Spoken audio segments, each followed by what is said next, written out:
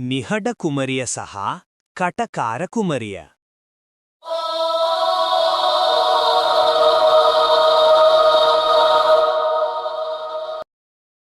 බොහෝ ඈත අතීතයක කඳුපන්තීන්ගින් වට වූ සහ නිමක් නැති වනාන්තරවලින් වැසුණු රාජධානියක කුමරියන් දෙදෙනෙකු උපත ලැබුවාය. එක් අයෙක් ඉතා අලංකාර ලෙස කතා කළාය. ඇත්තටම ඇය ටිකක් වැඩියෙන් කතා කරන කෙනෙකි. ඇගේ හඬ උජාරුව සහ බලය සලකුණක් වූ අතර එය මාලිගාවේ සෑම අස්සක් මුල්ලක් නෑරම ඉසුනේ. අනෙක් කුමරිය කිසිවක් කීවේ නැත. බාල කුමරිය මෙතරම් නිහඬ වූයේ මන්දයි කිසිවෙකු දැන සිටියේ නැත.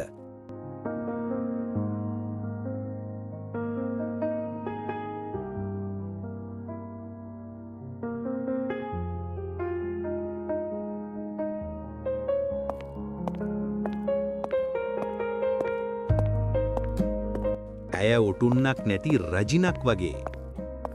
ඔව්, ඇගේ හඬ කඩුවකට වඩා බරයි.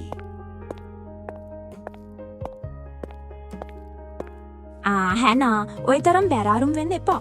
කවුරුවත් ඔය දිහා බලන්නේ අර උකුස්සන් පාලනය කරන මිනිස්සු ඇරෙන්නේ. හැබැයි එයා හැමෝම දිහා බලනෝනේ. අනික මම මගේම ඇඳුමේ පැටලිලා වැටුණත් මම බේරුණානේ. ඔයා හිතන්නේ මම ලැවෙන්ඩ පාටද ලිලක් පාටද ඇඳින්න ඕනේ? දෙකම එකවඩේ ඇහුනට මාව විශ්වාස කරන්න ඒ දෙක වෙනස්. වැඩිමහල් කුමරිය එසේ කීවේ හොඳ හිතිනි. හැනාගේ පවුලේ අය ගැන කෙතරම් කනස්සල්ලෙන් පසුවා දෙයත් කිසිදු අවස්ථාවක ඇය ප්‍රමුඛත්වයක් ගනු ඇතැයි ඔහු බලාපොරොත්තු නොවූහ. ඕ මැල්රික් කුමාරයා නේද? ඔබ නැගෙනහිර නියෝජිත පිරිසක් සමග පැමිණි බව මට ආරංචි වුණා. ගමන කොහොමද? කඳුකරය හරිම අමුතුයි. යප්. ඈ නොනවත්වාම කීවන්නට වූවාය. නමුත් හැනා ගැන කිසිවෙකු නොදන්නා දෙයක් තිබුණේ.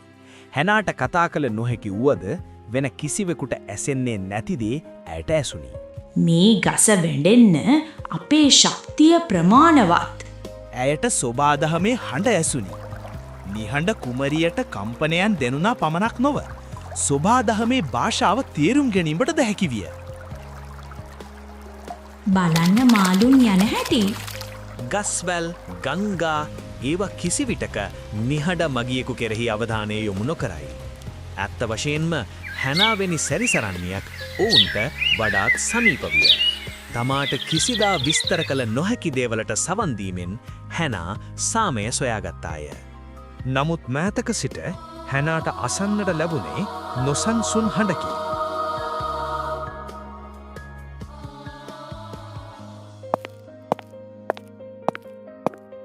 වනාන්තරයෙන් හඬවල්. පැටියෝ ඔයාට කම්මැලිද?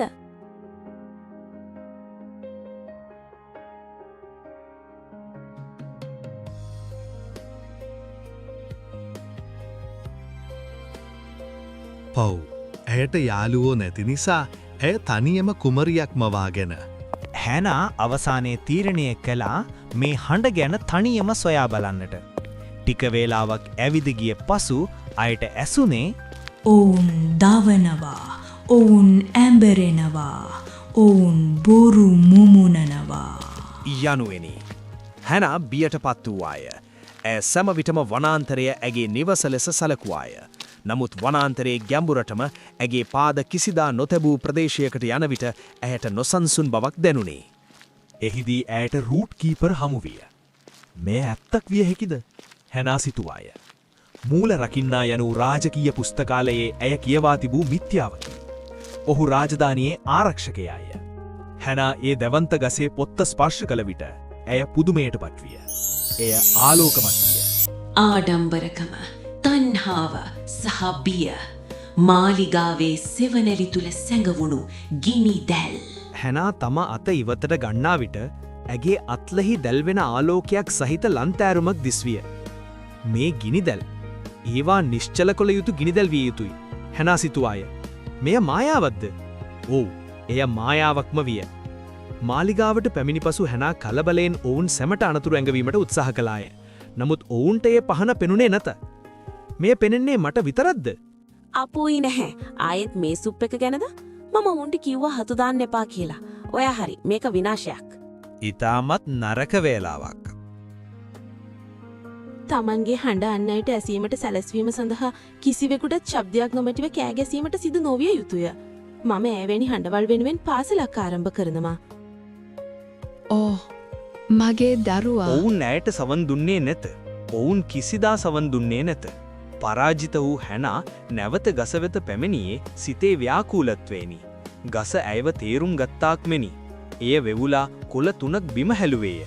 හැනා ඒවා අහුලා ගැනීමට ස්පර්ශ කරන විට ඒවායේ වර්ණය වෙනස් විය. රතු, නිල් සහ කහ. සැඟවී ඇති ගිනිදැල් දැකිය යුතුය.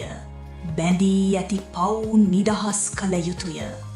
අසත්‍යයේ පිළිබිඹුවක් පත්‍රය දවාලනු ඇත.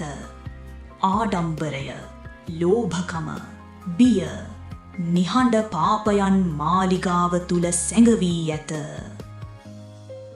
හැනා නිහඬ අධිෂ්ඨානයෙන් යුතුව පත්‍ර මෘදුව අල්ලා ගත්තාය. ඊළඟ දවසේ පළමු පාපය වන ආඩම්බරය සොයමින් හැනා රැවටීමේ හදවත වන රාජකීය සභාගර්භයට ඇතුළු වූවාය. එහිදී ඇයට ඊතා උජාරු හිමිකම් පෑම් ඇසුනි. නමුත් ඇගේ අත්ලෙහි තිබූ පහන දැල්වුණේ නැත. එවිට ඇයට ලැන්සිලොට් පවසන දේ ඇසුනි. අපි ට්‍රාන්ස්වර්ස් වෙත පහර දෙනවා. අපට විරුද්ධ වන අයට පාඩමක් උගන්වන්න අපි එසේ කරනවා. ශ්‍රීමත් ලාන්ස්ලොට් ඕන් පැමිණියේ සාම යෝජනාවක් සමගයි. අපි පහර දෙන්නේ කෙසේද? හැනාගේ අත්ල රිදුම් දුන්නිය. ඒ පහනෑ. ඇය කොළ 3 පිටතට ගට්ටාය. එවිට රතු පැහැති කොළය ශ්‍රීමත් ලාන්ස්ලොට් දෙසට ඇදී ගියේය. ඒ දීප්තිමත්ව බැබළුණු අතර ඔහුගේ ප්‍රතිබිම්බය පෙන්නුම් කළේය. ඒ මොහොතේම පුදුම දෙයක් සිදුවිය. ශ්‍රීමත් ලාන්ස්ලොට් සත්‍යය පැවසීමට පටන් ගත්තේය. සාමය කියන්නේ පරාජිතයන්ටයි. මගේ ආධිපත්‍යය පෙන්වීමට මට ඇති එකම අවස්ථාව මෙයයි. ඔබට සාමය අවශ්‍ය නිසා මම මේ අතහැර දමයි කියා ඔබ සිතනවද? ඔබේ ආධිපත්‍යය මෙතරම් දෙයක් අහිමිවීමට පෙර ඔබ බොහෝ යුද්ධ සඳහා බලපෑම් කළේ ඒ නිසාද? ඔබේ ආධිපත්‍ය ඔප්පු කිරීමට පමණක්ද? ශ්‍රීමත් ලාන්ස්ලොට්, ඔබේ උඩඟුකම සතුටු කිරීමට අපි මෙම රාජධානිය තවත් යුද්ධයකට ඇද දමන්නේ නැහැ. මෙම වගකීම දැරීමට ඔබට කිසිම සුදුසුකමක් නැහැ. අපි ඒකමතිකව ඔබව ප්‍රතික්ෂේප කරනවා. මොකද්ද? නෑ මම අදහස් කළේ ඇයි මම එහෙම කිව්වේ කියලා මන් දන්නේ නැහැ. නමුත් හැනා එය දැන සිටියාය. පහනේ දැල්වෙමින් තිබූ එක් එලියක් නිවී ගොස් රතු කොළය දැවී යන විට ඇය සිනාසුනාය. තව දුරටත් උඩංගුකම යුද පිටිය පාලනය නොකරනු ඇත.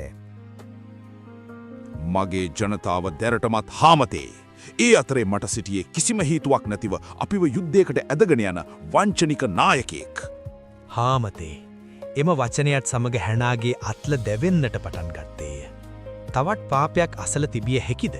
පොඩ්ඩකින්න ඒ සුවඳ එන්නේ කොහින්ද? හැනා ඒ සුවඳ ඔස්සේ ගියාය. ඇය පැරණි එලිමහන් රගහලක් වෙත ළඟා වූවාය. එය වසා දමා තිබූ කඩා වැටීමට ආසන්න ගොඩනැගිල්ලකි.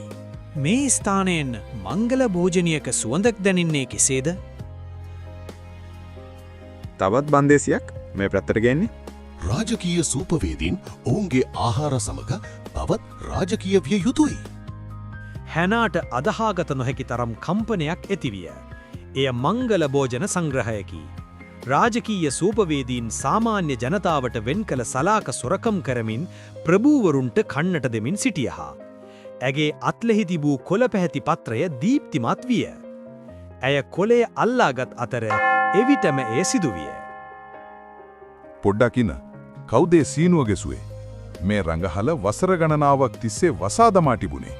හදිස්සියේම බිත්ති කඩා වැටුණු අතර රඟහල එහි සිටි ප්‍රභූවරුන්ද සමගින් වීදියට විතැන්විය. මොනතරම් ලොකු කෑම මේසයක්ද? අපි මෙහෙ බඩගින්නේ ඉඳවා. මේක මායාවක්. ශ්‍රීමත් ලෑන්ස්ලොට් සහ ඔබ වැනි නායකයින්ට වඩා මම මායාවන් පිළිගන්න කැමති. කවුන්සිලයේ ප්‍රධානියා අමතන්න. සිදුවමින් පැවති දාම ක්‍රියාවලිය එතනින් නතර වූයේ නැත. මන්ද කවුන්සිලයේ ප්‍රධානියා අන් කිසිවෙකු නොව රැජිනම විය. මෑණියනි, ඔබ නැති අතරතුර සිදු වූ සියල්ල ඔබ දන්නේ නැහැ. මේ මිනිස්සු මාලිගාව විනාශ කරමින් සිටියා.